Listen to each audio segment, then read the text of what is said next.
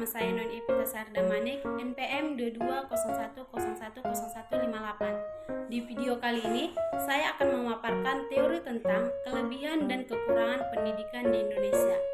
Mata kuliah pengantar pendidikan dengan dosen pengampu, Bapak Rudiarman Purba, SPD MPD. Selamat menyaksikan. Pendidikan merupakan hal terpenting untuk kemajuan suatu bangsa. Indonesia dikenal sebagai negara terbanyak dalam mengampu mata pelajaran. Menariknya, semua siswa sangat menerima dengan senang hati atas kajian kurikulum dan pembelajaran yang ditentukan setiap tahun. Sejauh mana perkembangan pendidikan tersebut akan berjalan hingga kini pemerintahan masih memikirkan jalan keluarnya demi perkembangan bangsa. Dan berikut ini merupakan sisi kelebihan dan kekurangan sistem pendidikan di Indonesia. Antara lain, yang pertama, biaya pendidikan sangat terjangkau.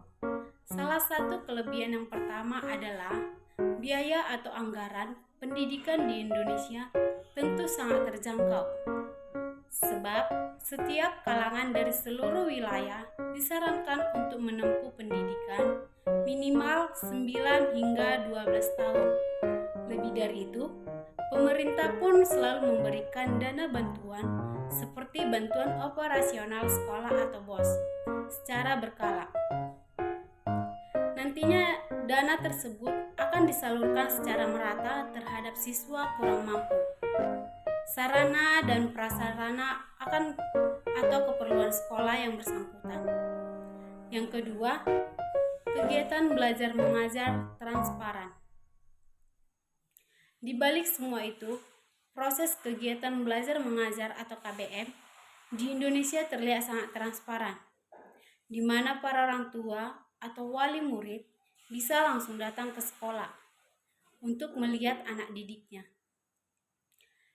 Selama jam belajar secara umum, hal tersebut hanya berlaku untuk tingkat taman kanak-kanak atau TK dan sekolah dasar atau SD. Sementara pada tingkat lanjutan, mereka hanya diperbolehkan melakukan pemantauan dari jarak jauh. Yang ketiga, kurikulum dirancang oleh para ahli. Kelebihan yang berikut ini yakni semua kurikulum pembelajaran di Indonesia telah disusun dan dirancang oleh para ahli. Yang keempat, sistem pendidikan yang transparan. Kelebihan sistem pendidikan Indonesia. Pada sistem pendidikan di Indonesia saat ini, sistem pendidikan dijalankan secara transparan. Dikarenakan hal ini tentu para wali murid bisa mengawasi sistem pembelajaran dengan mudah dan jelas. Orang tua ataupun wali dari peserta didik juga dapat ikut serta mengembangkan kecerdasan dan keterampilan para murid sendiri berdasarkan proses pembelajaran yang ada di sekolah. Yang kelima, sistem edukasi yang beragam. Kelebihan sistem pendidikan di Indonesia, tanah air kita sejatinya memiliki keanekaragaman budaya, dan juga oleh sebab itulah maka sistem pendidikan pun dibuat dengan apa yang dapat menyesuaikan dengan kekayaan bangsa Indonesia.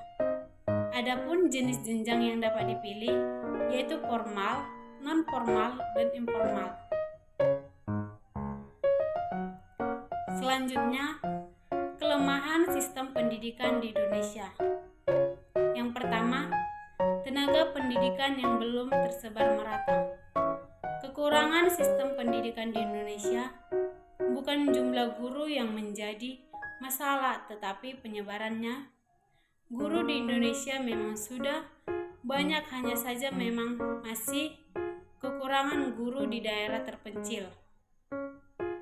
Kebanyakan tenaga pengajar bekerja di daerah perkotaan, sementara itu daerah-daerah yang masih tertinggal atau terisolir masih kekurangan jumlah guru yang berkualitas.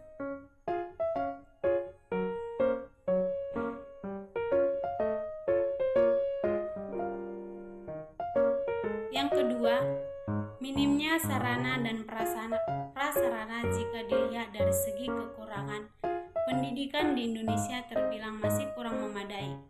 Pasalnya, sarana dan prasarana yang berada di masing-masing sekolah tidak merata. Contohnya, banyak sekolah di pelosok negeri masing-masing belum memiliki gedung yang layak. Di samping itu, sekolah di perdasan pun harus mengantri dana BOS untuk membangun seperti mengadakan fasilitas sekolah seperti perpustakaan, gedung laboratorium, ruang kelas, dan lain sebagainya.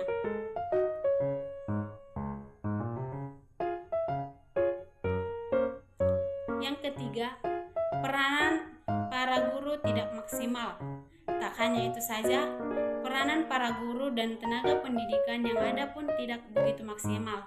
Mengapa? Begitu sebab pemilihan dan pengangkatan guru tidak dilakukan secara melainkan objektif. Terbuktinya bahwa banyaknya guru muda seakan-akan menyimpang dalam memberikan materi yang tercantum dalam kurikulum. Selebihnya, penyebaran guru berpengalaman pun tidak begitu aktif di berbagai negara, sehingga masing-masing siswa di sekolah tertentu tidak mendapatkan kajian pembelajaran yang mendalam. Yang keempat, mengedepankan teori dan kekurangan yang lainnya adalah sistem pendidikan di Indonesia lebih mengedepankan teori daripada praktik. Hal tersebut berlangsung secara beberapa tahun silam, di mana setiap siswa diharuskan mampu menguasai semua mata pelajaran yang diampu tanpa harus memandang bulu. Lagi pula, jam tatap muka mereka terbatas setiap harinya. Alhasil, kualitas lulusan beberapa tahun terakhir tidak begitu mapan lantaran fokus mereka terpecah belah. Demikian hasil video saya.